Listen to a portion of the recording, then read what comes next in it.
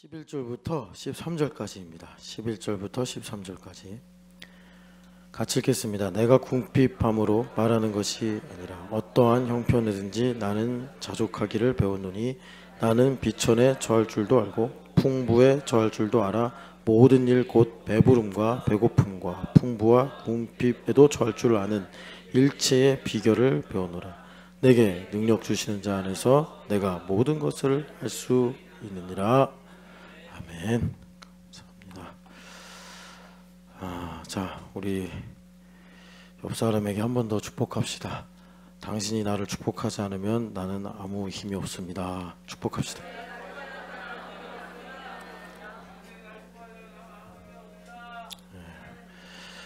여러분, 평소보다 배로 축복하는 주일 되시기를 축복합니다.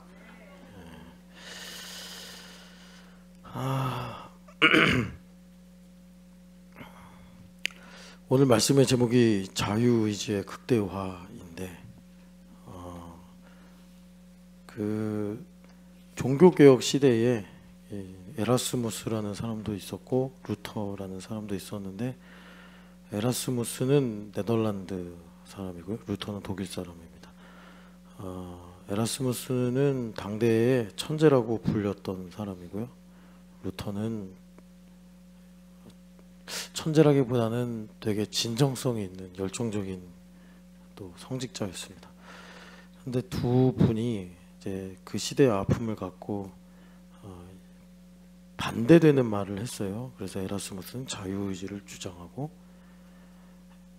루터는 노예의지, 다른 말로 이제 하나님의 은혜를 많이 강조를 했는데 우리는 오늘 자유의지를 강조하려고 모였습니다. 여러분들이 이제 주일날 어떤 마음으로 교회에 오시는지 뭐 또 저는 모르죠. 하나님은 아시는데 뭐 부부싸움을 하고 왔는지 아니면 그냥 시계의 태엽처럼 그냥 주일이니까 가야겠다 해서 오셨는지 아니면 교회 가지 않으면 못 살겠다 해서 이제 그렇게 교회에 오셨는지 교회가 많죠. 교회가 많고 약간 좀 이제 요즘에는 교회가 우리는 좋은 교회입니다. 이런 걸 좀 피하는 그런 느낌도 있어요. 저는 목사니까 어떨 때는 당연히 와야 되고 안 오면 안 되기 때문에 또 이렇게 여기 서 있긴 하지만 왜 교회를 다녀야 되지? 이 질문을 항상 합니다. 왜 교회를 다녀야 되지? 교회에 오기 싫어서가 아니고 뭐 교회 다니는 것에 대해서 제가 염세적인 생각을 해서가 아니고 제 목사니까 뭐 여러분들이 묻지 않아도 왜 교회 와야 되는가? 뭐 여기 이제 찬현이가 오늘 맨 앞에 앉았는데 찬현이가 묻든 여기 계신 어머님들이 물으시든 저는 누가 그런 생각을 하든 간에 답을 최소한 교회는 왜 다녀야 되는지는 줘야 되기 때문에 더불어서 왜 여러분들 이제 여기 신촌연합교회 오신 거잖아요. 하고 많은 교회 중에 왜 하필 나는 신촌연합교회를 다녀야 되나 이런 것도 더 깊이 있게 우리가 생각을 또 질문을 하면 제가 답을 드려야 되는데 왜 하필 신촌연합교회일까? 교회가 이제 사람들을 많이 모으는데 관심이 많고 한국에 있는 교회들은 그런 부분에 좀 더 방점을 찍어요. 뭐 교회 성장. 그래서 이제 교회가 부흥해야 된다 이런 말도 많이 해요. 그래서 사람들이 오도록 하려고 좀 교회 시설도 편하게 하려고 열심히 또 요즘엔 도심교회 우리도 서울에 있다 보니까 주차장 이거 중요하다 이렇게도 말하고 우리가 이제 교회됨을 많이 듣고 또 이제 교회됨이 뭐지 우리가 배우잖아요 하나님께. 근데 그런 걸 알면 알수록 사람들한테 그럴 수 있어요. 너는 왜 그 교회 다녀? 물어보면 목사님 설교가 좋아서 이렇게 말을 하는데 일단 이해는 됩니다. 그렇지 설교 좋으면 교회 다닐만 나지 뭐 이런 생각을 할 수 있는데 우리가 교회됨을 알면 알수록 그거는 정말 이상한 말이구나, 이런 생각을 이제 공감하게 돼요. 설교가 좋아서 교회를 다닌다? 교회가 뭔지를 알고, 그래서 교회 생활, 신앙 생활이라는 게 철치십, 교회됨이라는 걸 우리가 이제 배우면 배울수록 설교가 좋아서 교회를 다닌다? 그거는 마치 내가 장을 A마트에 가서 보는데 그 A마트에 물건이 좋고 할인 행사를 해서 가는 거야 라는 말하고 거의 비슷한 얘기거든요, 그게. 그러니까 이상한 거예요. 그거는 찬현이가 너는 왜 정경칠 아버지 집에서 살아? 왜 그 가족의 일원이 되었어? 라고 물어볼 때 뭐 차가 좋아서, 뭐 아버지가 잘생겨서, 그 유전자가 좋아서, 이런 말하고 거의 비슷해요. 그러니까 생각해 보면 우리가 되게 일상적으로 편하게 하는 말들이 되게 정신 나간 말들이 많구나, 이렇게 본질을 알게 됩니다. 왜 나는 그럼 신촌여학교를 다닐까? 또 우리 교회는, 제가 이렇게 우리 성도들하고 얘기하다 보면은 다니기가 쉽지 않은 교회다라는 느낌을 받아요. 그런 말을 하시는 분은 아직까지는 없는데, 뭐 이제 여러 가지 삶의 이야기를 나누다 보면 우리 교회는 다니기가 쉽지 않은 교회라는 생각으로 저런 말씀하시는구나, 이제 이런 생각을, 느낌을 받는데, 뭐 요즘에 여러분 이제 우리 교회도 뭐 이렇게 여러 가지 형편으로 보면은 작은 교회고 개척 교회고 뭐 이제 그런 상황이기 때문에 선호하는 교회는 아닙니다. 선호하는 교회. 더불어 요즘에 이제 사람들의 성향이 예배 잘하면서, 그러니까 예배를 나이스하게 하면서 뭔가 이제 개인의 프라이버시와 또 개인의 선택권을 존중받는 삶을 살기 원하잖아요. 그런데 우리 교회는 뭐 꼭 그렇게 괴롭힐 의향은 없는데, 그냥 교회에서 좀 이렇게 좀 시간을 두고 생활하려다 보면 계속 침범을 당하죠. 뭐 좀 이제 머리 스타일만 바뀌어도 왜 바꿨냐, 뭐 어울리니 안 어울리니, 거기다 이만희 선생님 또 캐리커처 그려버리고 그러니까 막 침해를 당하는 거예요. 그러니까 참 이런 교회를 내가 다녀야 되나, 막 이런 생각. 예의도 없고 막 그런 교회. 못 살겠다. 그러니까 청년이 이제 우리 교회 와서 뭐로 은혜를 받았다 합시다. 막 은혜를 받았어요. 근데 갑자기 어느 날 단톡방에 내 캐리커처를 내 허락도 없이 그려가지고 올리는 교회. 열받지 않아요? 그러면 청년들을 핍박하는 교회, 청년들이 오지 못하게 하는 교회. 그래서 저도 고민 많이 했어요. 이렇게 가는 게 맞나? 청년들이 뭐 은혜를 받았어요. 그래서 신촌여학교에 다니려고 했는데 갑자기 한 석 달 만에 웬 털보 아저씨가 막 그림을 그려가지고 뭐 내 눈을 이상하게 그리고 이제 못 다니죠, 이 교회. 근데 또 여러분 우리 또 좋아하잖아요. 내 그림만 아니면. 제가 그 캐리커처 중에 정말 슬플 때마다 생각하는 그림이, 전 전범희 집사님 그림을 생각해. 잊혀지질 않아요. 이야, 황비옥이다. 서로에게, 그쵸, 당사자는 좀 슬픈데 이제 우리끼리는 서로 은혜를 받는 이상한 교회. 우리 교회 왜 이럴까 많이 생각을 합니다.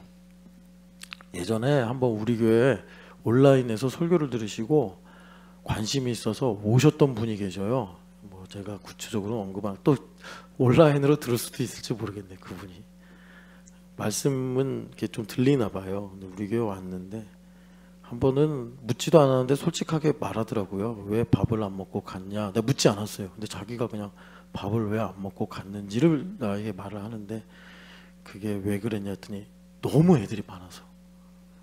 그러니까 요즘 성향이 좀 그렇잖아요. 좀 노키즈 존 이런 거 여러분 왜 좋아하는지 아시죠? 그런 거.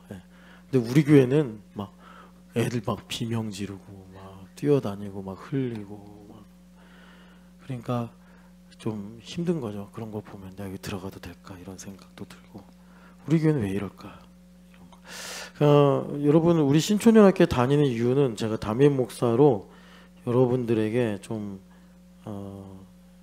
일부, 근데 좀 중요한 내용인데 소개를 해드리면, 여러분 우리 교회 왜 오냐? 우리 교회는요, 이제 교회죠, 교회인데 우리 교회는 유니버스입니다. 유니버스. 그러니까 여러분 그 마블 하면 뭐 마블의 유니버스가 있다. 그걸 이제 한글로 세계관이다 그러는데 우리 교회는 유니버스.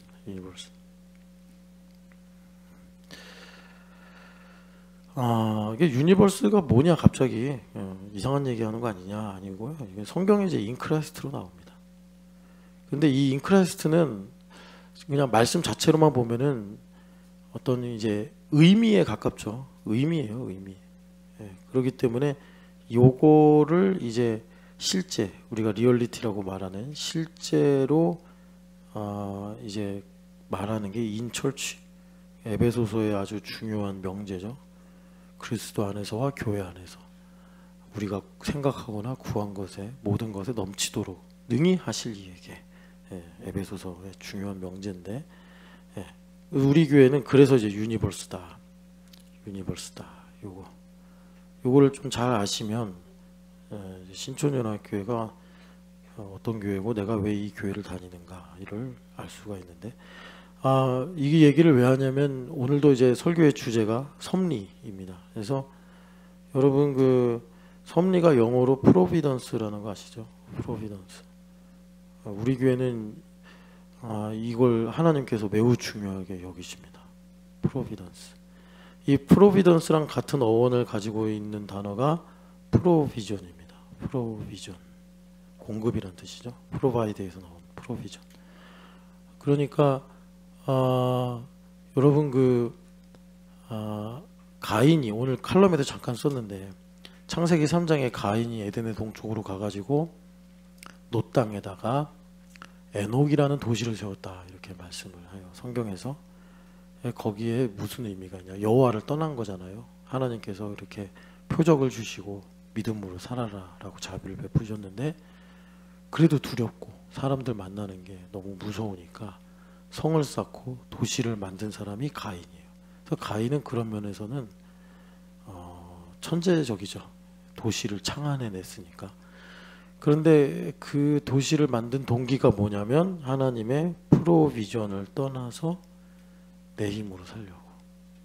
그래서 여러분들이 그 창세기 이제 11장까지를 인류의 원 역사라고 신학자들이 부르는데 민족이 어떻든 어느 시대에 살든 우리가 인간으로 이 땅에 살면서 공통 분모로 갖는 역사입니다. 내가 그 시대에 살지 않았지만 다 내가 그 이야기를 가지고 살고 있는 거예요. 노아의 홍수 이야기, 에덴의 이야기, 타락의 이야기 다 내 삶입니다. 그것이 바벨탑까지. 그런데 거기 보면은 이제 가인과 대별되는 게 셋의 후손이잖아요. 셋의 후손은 뭘 했는지 성경에 자세히 언급을 안 해요. 그러니까 가인하고 이렇게 비교해 보면은 셋은요 문명이 없어요.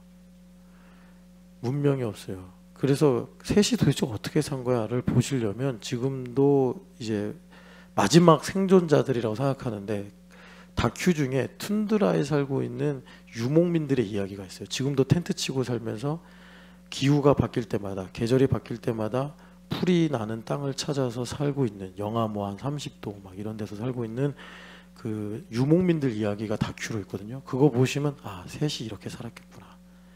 그러니까 그들은 철저히 자연의 공급에 의지해서만 살아야 되는 거예요. 소나 양 이런 거 이끌고 다니면서 셋이 그렇게 산 거예요.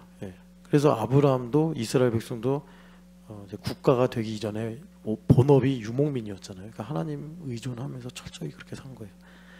그래서 여러분 그 하나님께서 본보기로 삼으신 족속이 레갑 족속인데 이 레갑 족속은 사실 혈통적으로는 이스라엘이 아닌데 그들이 그 뭡니까 이스라엘 백성들이 이렇게 이제 가나안에 들어올 때 거기 편입이 된 거예요. 하나님의 은혜를 받았나 봐요. 그래서 레갑 족속의 조상이 요나단이라는 사람인데 그 사람이 유언을 남기죠. 너희들은 평생 정착하지 말고 유목민으로 살아라. 그래서 예레미야 때 이제 그 레갑 족속의 이야기가 다루어지는데 하나님 공급을 의존하고 사는 거예요. 그러니까 인간적으로 보면 상당히 무력하죠. 비가 안 오면 또 풀이 돋지 않으면 이제 꼼짝없이 위기 가운데 빠지게 되니까. 그래서 인간이 대응을 한 게 도시를 건설하는 겁니다. 그래서 이 프로비전 없이, 하나님의 프로비전 없이 인간이 네트워크를 짜가지고 서로 공급하고 나눠 쓰면서 그런 이제 모든 불확실성에 대응을 하는 거죠.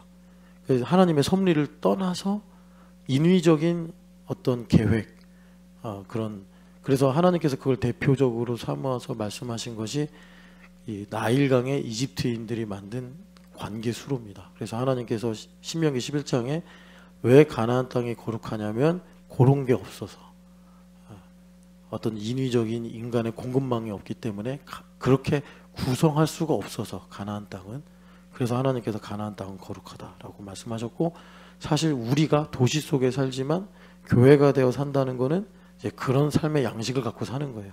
내가 직장 생활하고 내가 뭐 카드나 현금 갖고 거래를 하고 살지만 이제 우리가 영적인 분별을 갖고 살면 이 모든 것 이면에 하나님의 공급하심이 있구나. 섭리, 프로비던스 가운데 살고 있는 거예요. 그 프로비던스 가운데 우리가 교회가 되어서 이 영적 생태계 속에 살고 있다. 그래서 우리가 이제 이걸 유니버스다 이렇게 말해요. 유니버스다. 그래요. 그래서 존 파이퍼 목사님이 그 이제 해석하신 것인데, 프로비전 있잖아요. 프로비전, 이거 프로바이드. 이게 이제 성경에서 어떻게 신앙 고백으로 나타났냐면 여호와 이레로 나왔어요. 그러니까 이레가 여러분 아시겠지만 한글 성경에 보면 여호와께서 준비하셨다라고 뜻풀이를 하는데, 직역을 하면 여호와께서 공급하셨다. 이삭을 바치라고 하나님께서 명령하셨는데 하나님께서 그 염소를 준비하셨잖아요. 그래가지고 여호와 이레다. 하나님의 섭리 가운데 하나님 공급하심으로 살아간다. 이게 어떻게 보면은 아브라함의 마지막 신앙 고백이에요. 아브라함이 이거 하려고 갈대아 우르 떠나서 평생을 유목민으로 살면서 우리한테, 우리 할아버지, 우리 조상이잖아요. 영적으로는 우리 할아버지 아브라함이 물려준 우리의 유산이 요 신앙. 너희들은 여호와 이레로 살아야 된다. 이렇게 말씀하신 거예요. 그래서 우리 교회는 유니버스다. 그래서 여러분 유니버스에는 당연히 이제 아까 전에 말씀드린 세계관이라는 게 있는데, 지금 우리가 가지고 있는 세계관을 과학으로 말하면 양자역학 시대다 이렇게 말해요. 그러니까 양자역학 시대하고 반대되는 게 뉴턴인데, 이 뉴턴 때는 어쩔 수 없이 보이지 않는 영역에 대해서는 뭐 이렇게 셈하고 따질 수 없었단 말이에요. 그래서 그걸 고전 물리학이다. 그래서 우리가 보이는 대로 생각하고 따질 때는 뉴턴의 물리학이 적용되는 거예요. 보이는 대로. 근데 보이지 않는 미시적인 세계, 아니면 우리가 한눈에 볼 수 없는 거대한 세계, 여기에는 이제 양자역학이 필요한 거예요.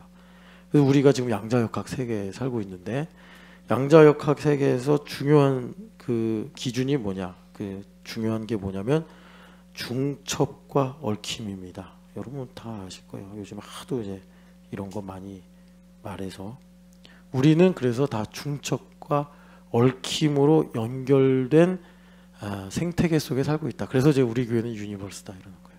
자, 그럼 이제 무슨 말이냐? 그러니까 이제 얽힘 하나로만 얘기하면, 이것이 여러분 그리스도 안에서라는 이 에베소서의 진리를 주님께서 철취라는 실제를 통해서 우리 안에 실제로 구현해 내시는 거예요. 그러니까 서유란 자매가 한 주를 살면서 하나님 앞에 새벽에 나와 기도하며 감사해요. 그리고 이제 여기 신촌에서 살면서 저기 상담실에서 그러는 거란 말이에요. 그런데 그런 일이 저 시흥에 살고 있는 조은영 집사님이 전혀 상관없는 다른 일, 그러니까 뭐를 하고 있을까? 뭐 준하기를 가르치는 일을 하고 있어요. 그게 이제 얽힘으로 연결되어 있다는 거예요. 그래서 주님께서 이렇게, 그러면 이제 어떻게 되느냐? 조은영 집사님이 컨디션이 안 좋아요. 그래서 기도도 잘 못하고 막 준하기 때문에 스트레스 받고 그래가지고 막 불평하고 걱정하고 있어요. 그런다 할지라도 사실 이제 물리적으로 현상적으로 보면은 누구야? 저기 서유란 집사님은 전혀 상관없죠. 뭐 준하기 때문에 무슨 스트레스 받아요, 그죠? 제가 공부를 안 하든 숙제를 안 하든 엄마 말씀 안 듣든 서유란은 아무런 데미지를 안 입어요. 그러면서 이제 하나님께 감사하고 상담하는 일로 하나님께 찬양하고 그러면서 살아. 자, 조희진 집사님은 지금 막 그 영적 전쟁이 치열해요. 그래서 이제 이렇게 이제 곤란한 상황이 있는데 서유란 집사님이 여기서 잘 살아 막 찬양하고 갑자기 왜 저렇게 열심히 뭐 기도하고 저러고 살지?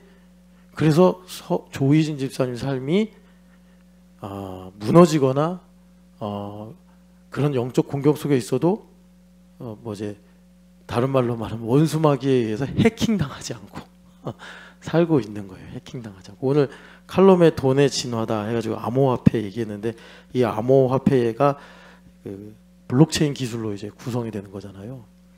그런 거예요. 그래서 주님께서 우리를 그리스도라는 우주 안에, 유니버스 안에 두시는 것입니다. 그래서 우리가 감사할 수 있고 찬양할 수 있고 믿음을 지킬 수 있고 승리할 수가 있게 되는 것입니다. 그래서 주님께서 우리에게 함수처럼 이런 이제 믿음의 삶을 유지하라고 우리에게 주신 그 식이 뭐냐면 서로 사랑하라 이겁니다. 서로 사랑하라. 그러니까 이 함수, 이 유니버스를 깰 수 있는 유일한 원수마귀의 관계는 뭐냐면 서로 미워하라. 서로 미워하라. 서로 미워하면 우리 주님께서 아까 전에 사도신경 고백했잖아요. 서로 교통한다고. 우리는 성도가 서로 교통하는 걸 믿는다고 그랬잖아요. 그러니까는 서유란의 우주와 조희진의 우주는 달라요. 전혀 다른 세계인데 지금 세상이 변화되고 세상이 흘러가는 세계관을 보면 이 다른 우주가 평행 우주론에 의해서 중첩이 돼 있다고 사람들은 그렇게 보면서 뭐 영화도 만들고 드라마도 만들고 뭐 또 뭐 생활에 필요한 것들도 발명하고 막 이러잖아요. 세상이 그렇게 흘러가고 있다고요. 그러니까 이런 거에 부응하여 하나님께서도 사실은 우리가 인간적으로 볼 때는 이런 트렌드를 따라서 하나님께서 일을 하시는 것 같지만 하나님 중심으로 보면 하나님께서 그렇게 일을 하시기 때문에 세상이 바뀌어가는 거예요. 그래서 주님께서 우리를 이제 신촌연합교회가 되게 하셔서 주님께서 하나님의 나라를 우리에게 주신다고 하는데 그 나라가 그냥 저 먼 어디 뭐 난 내년에 미국 갈 거야 뭐 이런 먼 그냥 마음의 생각의 꿈의 나라가 아니라 정말 나의 삶에 실제로 어떻게 구현되고 그래서 주님께서 침노하라고 하신 것이 실제로 정말 내가 물건을 사고 팔고 하는 것처럼 구체적으로 나타나도록 하신 데가 이제 교회구나 이걸 이제 우리가 알게 되는 거예요. 그래서 서로 미워만 하면은 도저히 해킹할 수 없는 성도의 삶을 우리의 믿음을 원수마귀가 이제 유린할 수 있는 거죠. 그러니까 서로 사랑만 하면 이제 우리에게 주님께서 주신 복이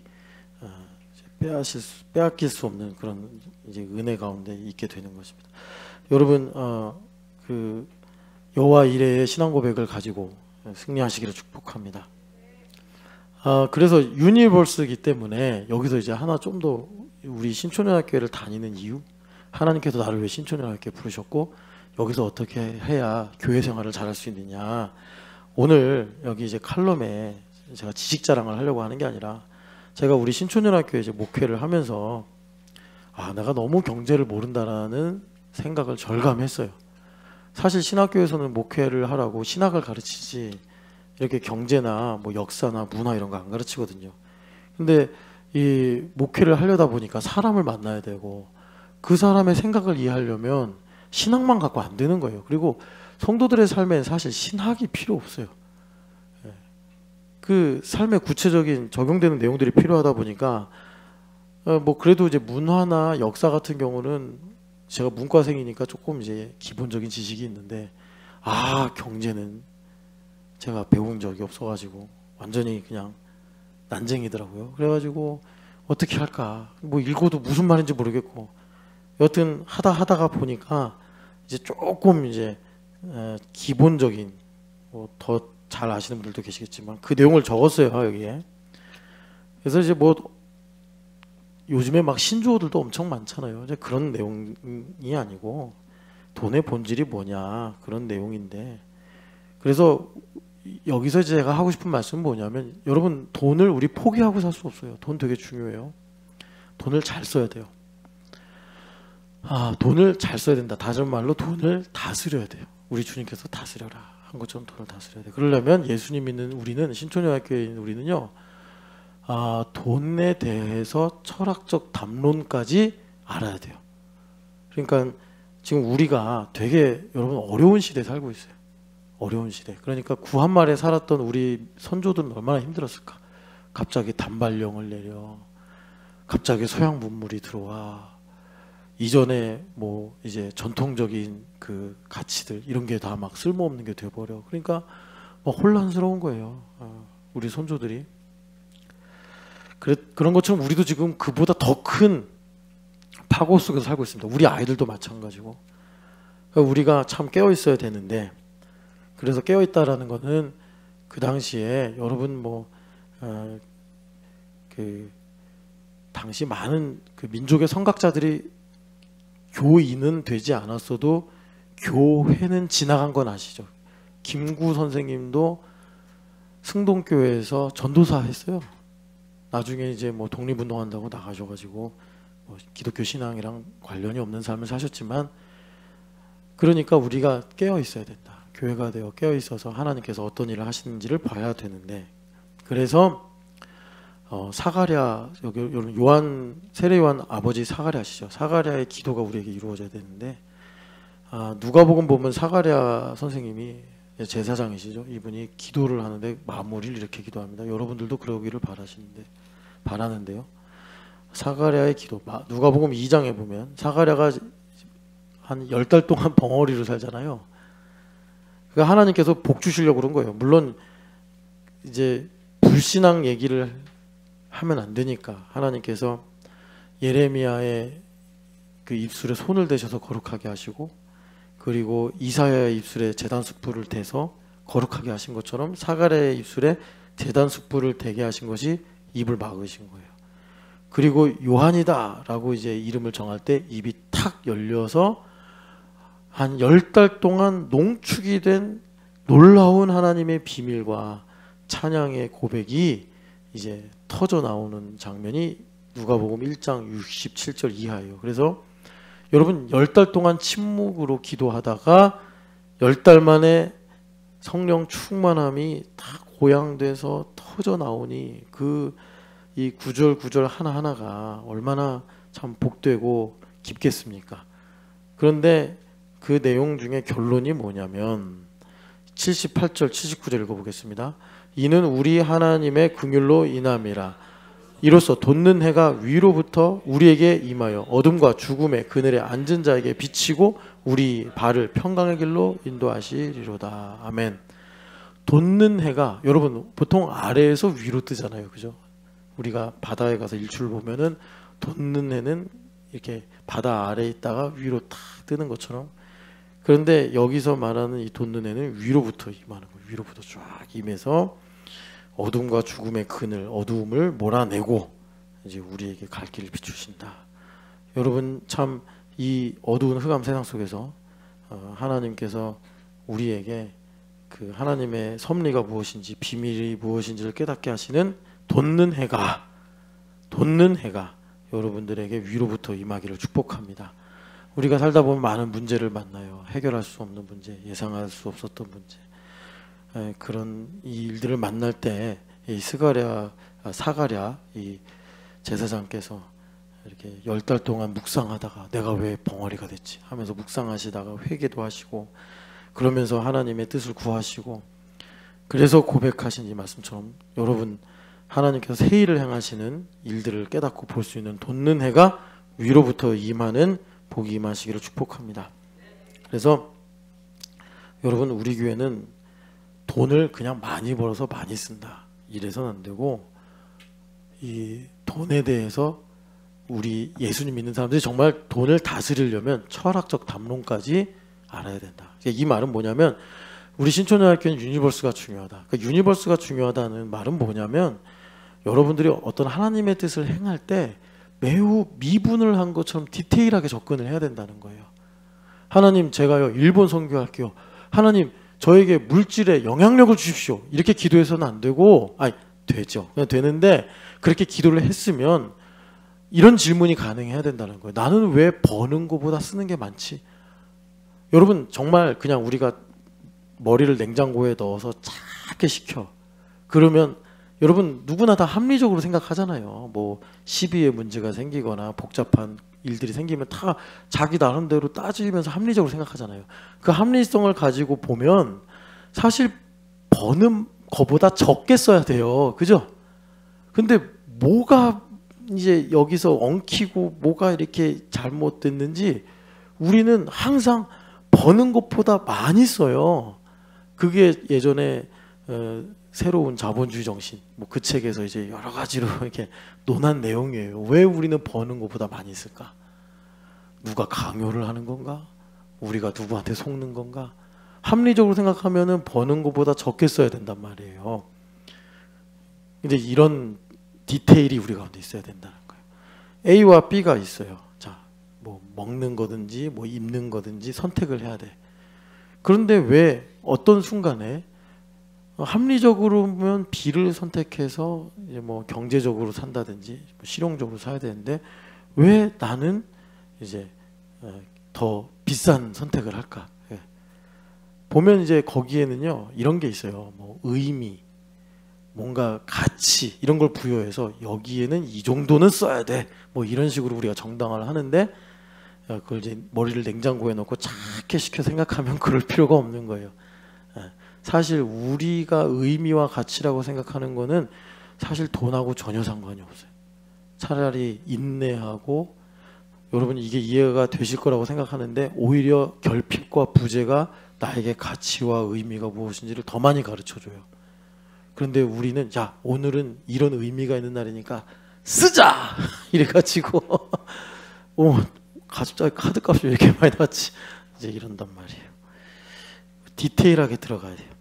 그러면 그러려면 여기 이제 제가 쉽게 쓰려고 노력은 했는데 쉬울지 모르겠어요. 돈이 진화를 한단 말이에요. 그래서 분명히 이제 끝으로 가면은 절대 권력을 갖습니다. 그거는 이제 계시록 13장에 나오니까 짐승의 수다 그렇게 말씀하시잖아요. 그렇게 될 텐데 이런 이제 의미, 가치들을 우리가 보면서 다스려야죠. 네, 다스리자는 얘기예요. 다스려서 하나님께서 셋째 인을 떼실 때에 감람류와 포도주를 지키겠다고 하신 이 말씀이 우리 가운데 이루어지도록 이루어지도록 해야 한다. 그래서 우리 교회는 지금 돈 얘기만 했지만 돈만이 아니라 이제 우리가 살아갈 때 뭐 자녀를 가르치는 일이나 또 내가 어떤 선택을 하는 모든 일들 궁극적으로 나를 하나님께서 의롭게 하시고 영화롭게 하시는 구원의 길을 감에 있어서 하나님께서 우리에게 요구하시는 것이 이제 매우 디테일하게 우리가 이런 모든 일들을 정밀하게 가기를 원하신다. 그래서 우리 교회는 이제 유니버스다라는 그런 이야기를 하는 것이다. 여러분들 그렇게 기억하시고 늘 성령 하나님을 가까이 하시기를 축복합니다. 제가 지금 디테일이라고 얘기했는데 이 디테일이라는 걸 다른 이제 성경에서 여러분들이 많이 읽고 들으신 말씀으로 표현하자면 레마로 사는 겁니다. 레마로 사는 것, 레마로 사는 것, 레마로 사는 것. 성령 하나님의 레마로 사는 거예요. 자, 그래서 여러분 고린도전서 2장 우리가 왜 이제 유니버스에 살아야 되잖아요. 그리스도의 유니버스에 살아야 되는데 그러려면은 자 14절 말씀이 반드시 이루어져야 됩니다. 같이 2장 14절 읽어보겠습니다. 육에 속한 사람은 하나님의 성령의 일들을 받지 아니하나니 이는 그것들이 그에게는 어리석게 보이며 또 그는 그것들을 알 수도 없나니 그러한 일은 영적으로 분별되기 때문이라. 아멘. 자 여기 14절에 육에 속한 사람 제가 요거 여러분 좀 잘 이해해야 됩니다. 이렇게 많이 말씀을 드렸어요. 그 육에 속한 사람하고 대비되는 말씀이 뭐냐면 3장 1절에 육신에 속한 사람, 육신에 속한 사람 이런 뭐 비슷하잖아요. 한글로 보면은. 그런데 이 말씀은 뭐냐면 man of flesh입니다. flesh. man of flesh. 소속이 다른 거예요. 구원받지 않은 사람이에요. 영혼이 죽은 사람이에요. 육에 속한 사람처럼 생각한다라고 해서 바울 사도가 이 표현을 쓰신 거고 육에 속한 사람이다라고 말하는 2장 14절의 이 말씀은 영어로 보면은 내추럴 맨이라고 이제 합니다. 뭐 버전마다 조금 다를 수 있겠는데 내추럴 맨이다. 그럼 내추럴 맨이라고 말하는 이 말의 뜻은 뭐냐면 이렇게 생각하시면 됩니다. thinking, 생각한다. thinking. 어떻게 생각하냐면 according to, 뭐를 따라서, according to the 뭐 셀프라고 해도 되고 플래시라고 해도 되고, 요거를 가리키는 겁니다. 요거를 가리키는 거예요. 여기 6에 속한 2장 14절에 6에 속한 사람은 이게 그러니까 이걸 성경에서 뭐라 그러냐? according to the flesh. 이 로마서 8장에 보면은 우리가 이제 해방되었다 그러잖아요. 그럼 그 해방이 어디서 오냐면 영을 따라 생각하냐. thinking according to the spirit. 성령 하나님을 따라 생각하냐. 성령 하나님께서 그 생각을 다스리시느냐. 다스리셔서 왼편 오른편 뺨을 내가 맞았어요. 성령 하나님 다스리시면 그 뺨을 때린 사람을 향한 하나님의 뜻이 내 마음에 부어져서 하나님 중심으로 생각이 된단 말이에요. 그래서 오른편 뺨을 맞았는데 왼편 뺨을 돌려대는 거예요.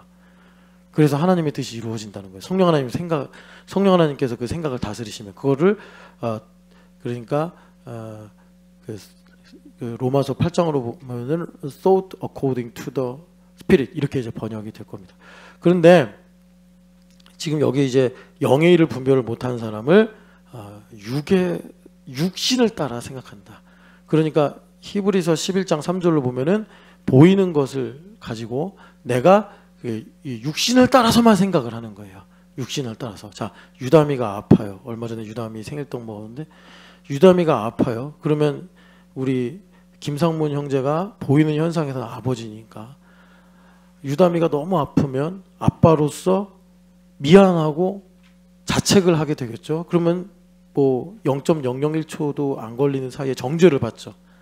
뭐 내가 이제 잘못한 것들이나 부족한 것들 때문에 마치 이제 유다미가 아프다라는 그런 생각을 갖는 것처럼 속상하단 말이에요. 이제 아버지가 그게 보이는 것을 나타나는 것으로 생각하는 거예요. 그런데 이제 이걸 넘어서 유다미 아빠가 하나님의 레마로 영을 따라 생각을 하면은 제일 먼저 유다미는 하나님의 것이고 하나님의 아들이고 나한테 위임하신 것이고 그러면서 일단 정죄를 안 받습니다.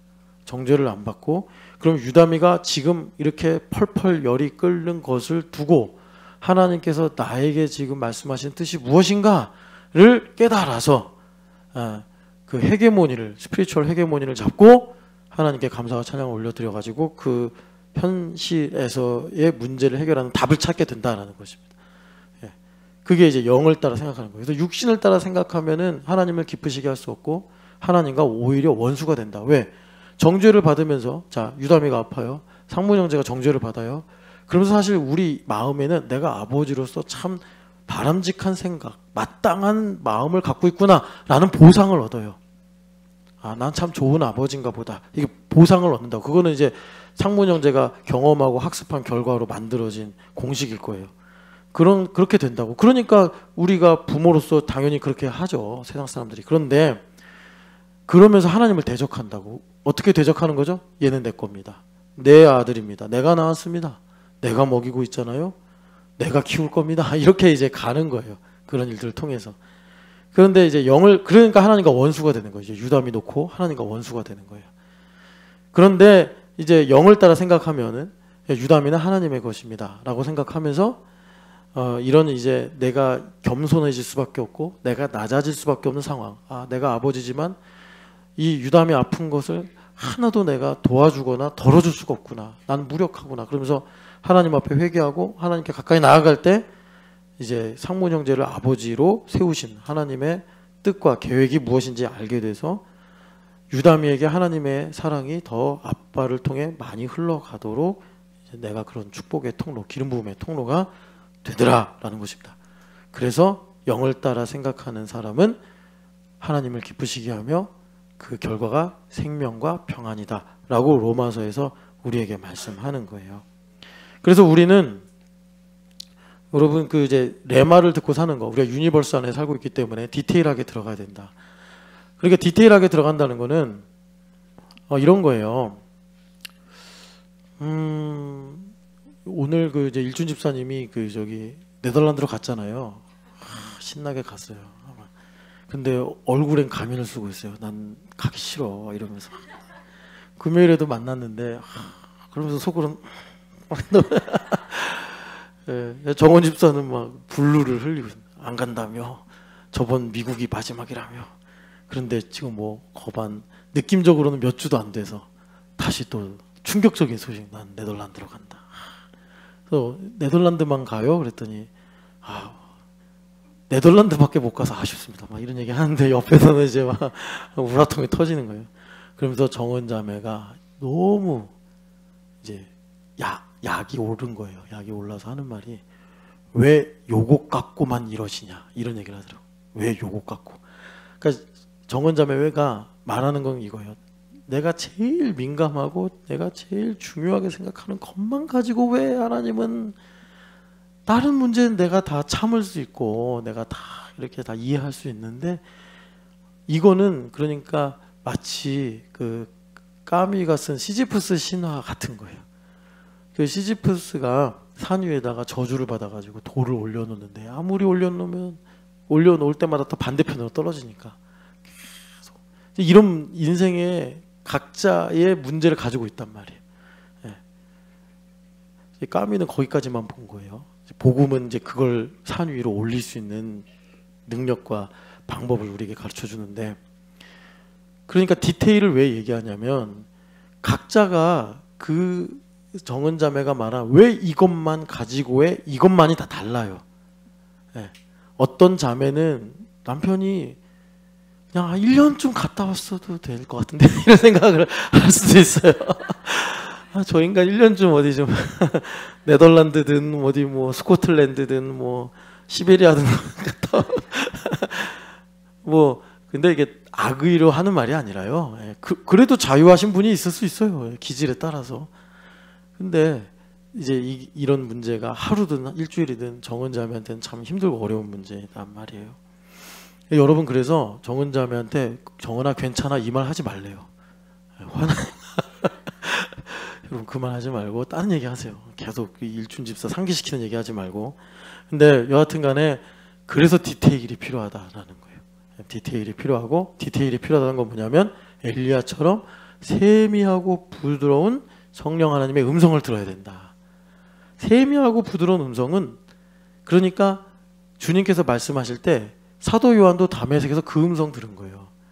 자기만 들었고 자기만 알았대잖아요. 그죠? 같이 있던 사람들은 몰랐다고 하는 것처럼 오늘 나에게 말씀하시는, 우리가 지금 같은 시간 같은 예배를 하고 있지만 주님은 각 사람에게 레마를, 오늘 이제 말씀의 가장 중요한 단어가 최적화인데, 각 사람에게 필요한 양식이라고, 하늘에서 내려온 양식이라고 하신 예수님의 살과 피, 우리 영이 건강할 수 있고 면역 체계를 가질 수 있고 힘을 내서 살아갈 수 있는 레마를 주님께서 주신단 말이에요.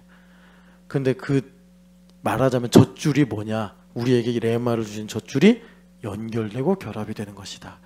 우리는 다 물리적으로는 따질 수 없어요. 그러나 우리 각자의 우주가 다 연결돼 있어. 여러분, 우주론이 그래요. 천체 물리학이 다 그렇게 우주를 설명해요. 그래서 김명준의 우주와 저의 우주가 연결돼 있어요.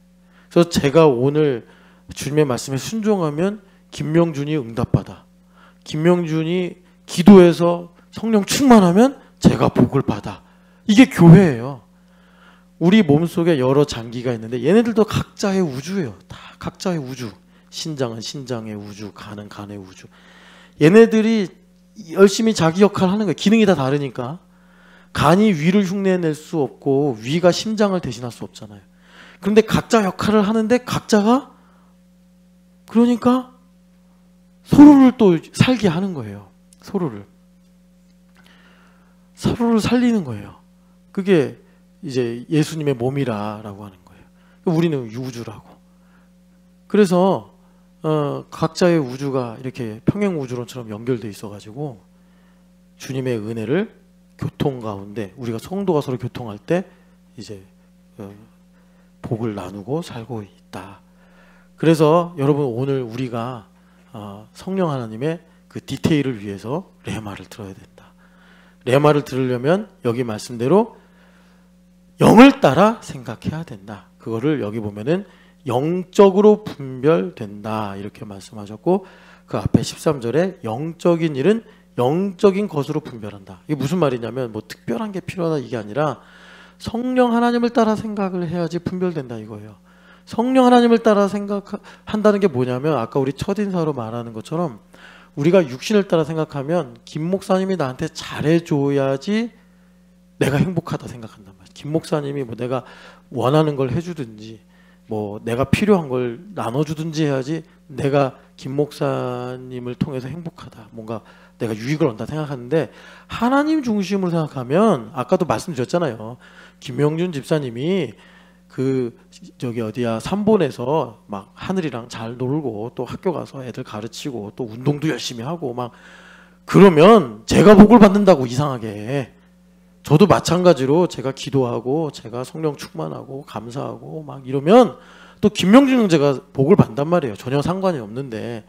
그러니까 성령 하나님을 따라 하나님 중심으로 생각하면 뭐예요? 김명준은 그냥 있는 것만으로도 감사한 거예요. 나한테 밥을 사주든 나한테 안 사주든 상관없는 거예요. 부부지간도 마찬가지고 자식과 부모 관계도 마찬가지고 고향에 계신 부모님과 나도 마찬가지란 말이에요. 그것을 주님께서 우리에게 뭐라 그럴까, 그냥 원초적으로 가르쳐 주신 것이 부모를 공경하라 이거예요. 공경하라는 게 뭐예요? 뭐 명절날 선물 드리고 이게 아니라 그건 할 수도 있고 못 할 수도 있고 많이 해드릴 수도 있고 못 드릴 수도 있는데, 부모를 공경하는 게 뭐예요? 그냥 낳아주신 것만으로 감사하다는 건 바꿔 말하면 아빠가 내 아빠라서 너무 감사해요. 그거지 뭐.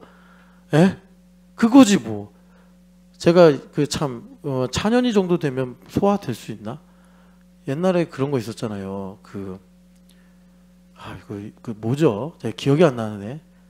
그 유아인이 혼혈하러 나오는 영화가 있었어요. 제목이 생각이 안 나는데 그 아버지가 곱추야. 그래서 그 아버지와 그 아들 사이에 막 갈등이 생겨. 그래서 아들은 아빠를 사랑하면서도 아빠가 이제 곱추고 이렇게 막 뭐라 그럴까, 그 나이트 같은 데서 막 춤추면서 돈 버니까 그 이제 장애를 갖고 희화시키면서 돈을 버니까 이제 애증이 있는 거고, 아들은 운동을 하고 싶은데 아버지는 그게 아들을 삐뚤게 나갈까봐 이제 또 오해하고, 이제 그런 이야기가 있어요 그 영화 속에. 근데 서로를 인정하면서 가까워지는 건데, 그게 뭐냐면 그냥 아버지가 그렇게 불행해도 아버지라서 나는 감사해요 그거잖아요. 그 영화의 결말이 그래요. 그러니까 부모를 공경한다는 게 사실 부모님이 뭐 여러분 하나님께서 주신 그런 이제 천륜을 따라 보면 부모님도 마찬가지야. 난 너가 공부를 못해도 너가 뭐 말을 안 들어도 너가 있는 것만으로도 감사해 그거잖아요. 그게 우리에게 이제 겸손한 마음인 건데, 성령 하나님 그렇게 우리에게 이제 생각을 하게 하신다는 거예요. 그래서 지금 하나님의 뜻이 무엇인지를 분별하게 하셔서 나의 일상의 팥죽이 9,000원짜리 뭐 만 얼마짜리 팥죽 한 그릇이 아니라 이것이 나의 인생에 하나님께서 주신 영원한 팥죽이 되게 하시는 거예요. 그게 장자권 축복권이에요. 영원한 팥죽, 영원한 순간, 하나님의 사랑이 되게 하시는 거예요. 여러분 그렇게 하루하루를 살아가는 은혜가 있기를 축복합니다. 그래서 여기 육신에 속한 이거 내추럴맨이라고 한 요 부분만 좀 더 우리가 좀 더 분석을 하면 좋겠는데, 자 예레미야서를 볼게요. 예레미야서 17장 보면 예레미야 선지자가 참 힘든 시대를 살면서 앞서 우리를 위해 참 대리적으로 고난을 당하셔가지고 이런 말씀을 참 주셨는데, 얼마나 우리 마음이 못됐는지 17장 1절 말씀 읽어보겠습니다. 유다의 죄는 금강석 끝 철필로 기록되되 그들의 마음판과 그들의 제단뿔에 새겨졌거늘. 아멘. 그 죄는 하나님의 은혜밖에 바꿀 수 있는 것이 없습니다. 하나님의 은혜만이 바꿉니다. 여러분 그래서 은혜 받았다 우리 이런 말 많이 하잖아요. 은혜 받으세요. 은혜 받았습니다. 그런데 우리가 은혜 받았다라는 것을 흔히 이렇게 생각해요. 기분이 좋거나 뭐 감정적으로 감동을 받거나 뭐 깨달음을 얻거나 유레카하거나. 근데 은혜를 받는 건 그런 게 아니라 여러분 이런 겁니다. 지나간 모든 일이 은혜구나. 그러니까 우리는 이 공부를 계속하는 거예요. 이 학습을 일주일을 사이클로 우리가 보면서 자 우리 오늘 이제 일주일의 첫날이에요. 주일을 하나님께 예배로 드리는데 오늘 우리 뭘 해야 돼요? 이걸 해야지 얘들아 스케줄러를 완성하는 거야. 스케줄러를. 뭐 하는 거냐? 지난주 주일부터 토요일까지 있었던 모든 일이 은혜구나. 동생이랑 싸웠어도 은혜구나. 부모님한테 혼났어도 은혜구나. 뭐 좀 이렇게 학교에서 속상한 일이 있었어도 은혜구나. 좋은 일도 역시 은혜구나. 그게 은혜를 받는 거야. 임예준 알겠어요? 은혜구나. 규아야 은혜구나. 모든 일이 은혜구나. 응? 응. 그게 은혜를 받는 거야. 뭐 지금 내가 기분이 좋고 내가 뭐 이렇게 선물 같은 걸 받은 그런 느낌이 아니라 지나간 시간이 전도서 3장 오늘 여기 요셉부 오늘 주일이니까 너희들 저기 올라가서 후아유만 읽지 말고 후아이엠인가? 후아유야? 그냥 후인가? 그 책만 보지 말고 오늘 전도서 3장 읽어. 알겠어요? 전도서 3장. 그래서 거기 전도서 3장 보면은 모든 때가 은혜래. 하나님께서 영원을 사모하는 마음을 주셔서 모든 때가 은혜다. 그게 은혜를 받는 거예요. 그래서 주님께서 나를 바꾸신다고. 그게 나의 모멘텀이 되는 거예요. 뭐 지난주에 여러분들이 너무 세상 말로 재수없게 교통사고가 났다고 합시다. 그래가지고 속상해. 지금 엄청 불편해. 근데 이제 또 한 며칠 지나니까 좀 잊어버렸는데 오늘 주일에 와서 은혜를 받으니까 어떻게 되는 거예요? 그것도 은혜구나. 그것도 은혜구나. 은혜였구나. 그럴 때 내가 바뀌어요. 그럴 때 내가 변화된다고. 금강석 철필로 기록이 돼서 도저히 바뀌지 않는 나의 이 마음이 바뀌어요. 바뀌어서 아까 말씀드린 것처럼 나에게 뭘 잘해줘서 김 목사님이 뭐 나한테 뭐 선물 주고 잘해줘서 좋은 사람이 아니라 그냥 김 목사님은 김진춘이라 좋은 거예요. 김진춘이라. 그냥 하나님 사랑하시니까 좋은 거라 이 말이에요. 하나님 저분을 사랑하기로 작정하시고 사랑하시기 때문에 우리도 마찬가지로 다. 그래서 여러분 이제 우리가 왜 육에 속한 생각을 하면 안 되냐면 9절 10절 읽어보겠습니다. 만물보다 거짓되고 심히 부패한 것은 마음이라. 누가 능히 이를 알리오마는 나 여호와는 심장을 살피며 폐부를 시험하고 각각 그 행위와 그의 행위실대로 보응하나니. 아멘. 그러니까 누가 능히 알리오? 이걸 알 수 없다. 영혼의 등불을 밝히시지 않으면 이거는 우리가 책을 읽어도 뭐 박사를 받아도 알 수 없는 거다. 그래서 근데 누가? 성령 하나님께서 우리에게 심장을 살피시고 폐부를 시험하셔서 드러내신다. 어둠을 드러내신다. 그래서 마음이 어떻대요? 철필, 금강석으로 쓴 이 죄가 기록이 된 이 마음이 어떻대요? 거짓되다. 이 거짓되다가 무슨 말이냐면 그러니까 나 중심으로 생각한다는 거예요. 나 중심으로 거짓되다. 하박국서 2장 4절 보면은 너가 마음이 정직하지 못하며 교만하기 때문에 하나님을 틀리다고 말하는 거 아니냐. 그거예요. 거짓되다. 만물의 하나님의 신성과 그 영원하신 능력이 보여 알매도 불구하고 하나님을 영화롭게도 하지 아니하며 감사하지도 아니한다. 이게 거짓되다. 그래서 거짓되다의 이 본질이 뭐냐면 자기 중심, 자기 힘으로 살려고 한다는 거예요. 자기 힘으로 살려고 한다는 거예요. 우리가 이게 거짓이에요. 거짓. 내 힘으로 살려고 하는 거.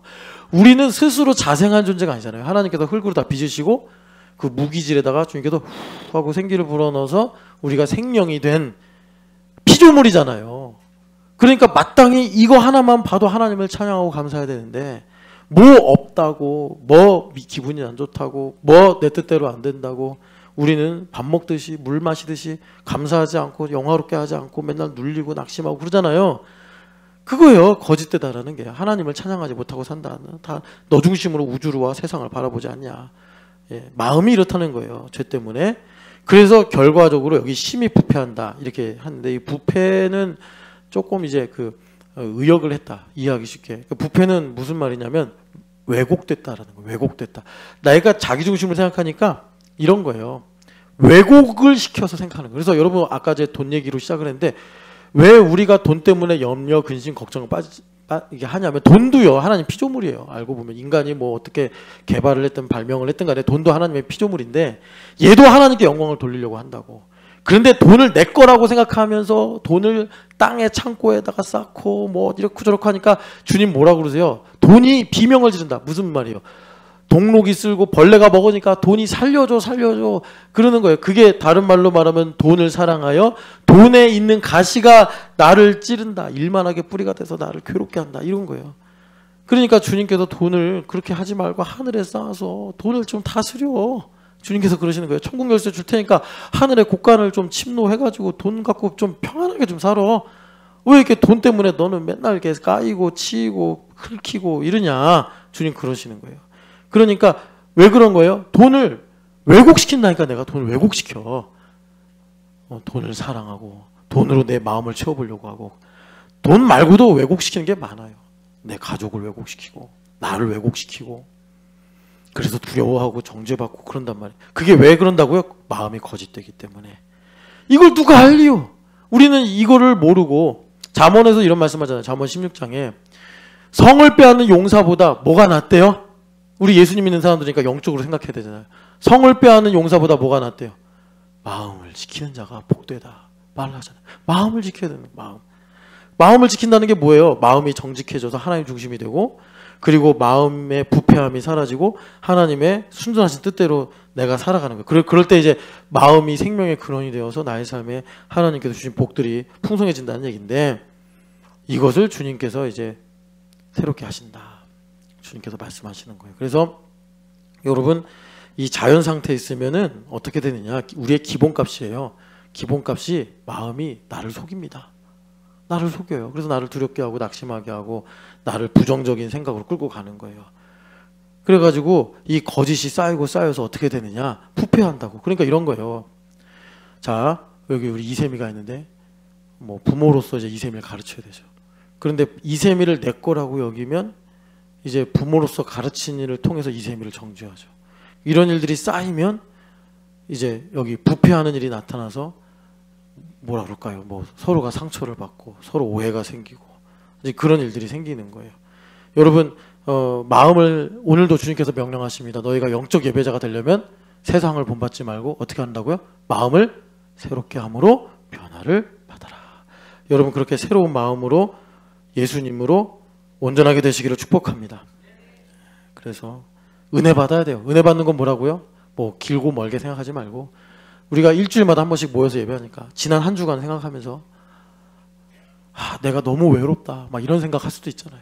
예, 여러분 뭐 그런 모든 순간들 주님 성령 하나님 떠올리게 하신단 말이에요. 우리 성령 하나님은 정말 전문가세요. 전문가시라서 딱 하나의 침으로 모든 걸 다 고치실 수 있는 그런 전문가세요. 경찰은 제가 한의 별로 안 좋아한다고 그랬는데 비유를 들자면 그거예요. 여기가 이 요소구나. 주님은 딱 맥을 딱 짚으신다고. 그러면 그거 하나로. 그러니까 여러분도 오늘 주님한테 침 맞는 거예요. 이거구나. 그럴 때 주님께 감사하고 찬양해. 그럼 모든 것을 주님 새롭게 하신다고. 그게 대표성의 원리예요. 그래서 주님께서 오늘 우리의 마음을 새롭게 하셔서 이제 다음 한 주간, 오늘 이번 한 주간을 주님께서 우리에게 동행하시고 열매 맺게 하실 줄을 믿습니다. 자, 그래서 여러분 우리 애들한테 전도서 3장 오늘 너희들 전도서 3장 다 읽을 거지? 네, 전도서 3장. 자, 전도서 3장으로 가보겠습니다. 전도서 3장 우리가 마지막으로 읽고 기도합시다. 그래서 우리가 어떻게 해야 되느냐? 전도서 3장 보면은 그러니까 3장 1절부터 여러분 9절까지 보면 이런 모든 때로 말미암아 우리 인생이 자 9절 10절 보시면 고단하고 애쓰고 있다. 왜? 왔다 갔다 하니까 심고 뽑고 죽고 살고 뭐 또 싸우고 또 화해하고 막 이거 왔다 갔다 하니까 인생이 참 고단하고 이익이 없다. 그런데 하나님의 섭리는 무엇이냐? 11절 읽어보겠습니다. 하나님이 모든 것을 지으시되 때를 따라 아름답게 하셨고 또 사람들에게는 영원을 사모하는 마음을 주셨느니라. 그러나 하나님이 하시는 일에 시종을 사람으로 측량할 수 없게 하셨도다. 아멘. 그래서 여러분 여기 보시면 하나님의 섭리를 우리가 발견해야 된다는 건데 그것이 뭐냐? 그러니까 은혜를 받으면요, 지난 한 주간이 아름다운 거예요. 하나님께 아름답게 모든 것을 다 합력하여 선을 이루시는구나. 그걸 우리가 알 수 있는 방법이 뭐예요? 영원을 사모하는 마음을 갖는 거. 그게 마음을 새롭게 하심으로 변화가 될 때 우리가 있다가 사라질 것 때문에 여기 보면 애골복골하고 산다고 하지 않으십니까? 주님께서 인생들에게 노고를 주사 왜 안 주니, 왜 안 하니, 왜 안 되니, 왜 뭐가 없니 하면서 뭐 우리가 막 스스로 고민하고 애쓰고 애골복골하고 사는데 그건 다 있다가도 없고 없다가도 있게 하신 거다. 그러면서 우리가 한계를 직면하게 될 때 까미처럼 인생이란 그 산에다가 시지프스처럼 돌을 올려놓는 것과 같구나 할 때 이제 주님께 우리의 마음을 드리려고 한단 말이에요. 그러면 주님께서 우리에게 영원을 사모하는 마음을 주셨다. 그래서 우리에게 위로가 되는 건요, 엘리야 선생님은 실제로 영원을 사모하는 기도를 안 하고 나를 죽여달라고 했는데 하나님은 그거를 너가 영원을 사모하는 마음이구나 라고 들으시고 레마를 주셔서 지나간 모든 때가 아름답구나 라고 깨닫게 하심으로 엘리야 선생님을 완전히 새로운 지평으로 주님께서 건너가게 해버리신 거예요. 미래를 바라보게 하신 거예요. 지난 나의 한 주간의 삶이 막 엘리야 선생님이 막 실패하고 살고 싶지도 않았는데 하나님은 남은 자 7천을 남겨두셨고 미래에 하나님께서 이런 남은 자들을 보호하시는 일들을 하시는구나, 희망을 갖고 새롭게 시작하시는 일을 레마를 통해 들었단 말이에요. 마음이 새롭게 변화가 됐다라는 것입니다. 우리가 교회 와서 오늘 주님의 살과 피를 먹음으로 은혜를 깨달아 내 마음에 뭐가요? 영원한 순간을 발견하는 거예요. 영원한 순간을 발견하는 거예요. 우리 재홍명제가 일하고 집에 돌아왔어요. 은혜를 받았어요. 채율이 채은이가 곤하게 아빠를 신뢰하고 자는 거야. 그게 얼마나 위로가 되는데. 여러분들은 그걸 몰라. 애들 자는 거 맨날 보면서 얘가 아빠를 믿어서 자는구나. 이렇게 잘 자는구나. 아빠는 막 힘들고 피곤한데. 그때 영혼을 사모하는 마음을 갖게 하셔서 모든 것을 아름답게 주님께서 보게 하시는 거예요. 그래서 여러분 그 밑에 14절 보면은 하나님은 이렇게 다 행하신다. 하나님께서는 이렇게 다 행하신다라고 말씀하죠. 하나님께서 행하시는 모든 것은 영원히 있을 것이라. 하나님께서 지으신 모든 것은 다 이렇게 이루어진다. 우리는 거기에서 더할 수도 없고 덜할 수도 없다. 여러분 그렇게 레마로 지나간 한 주간을 더 나아가서 오늘 특별한 복을 받으시면 나의 지나간 인생 속에 하나님의 은혜를 보시기를 축복합니다. 같이 기도하겠습니다. 하나님, 영의 속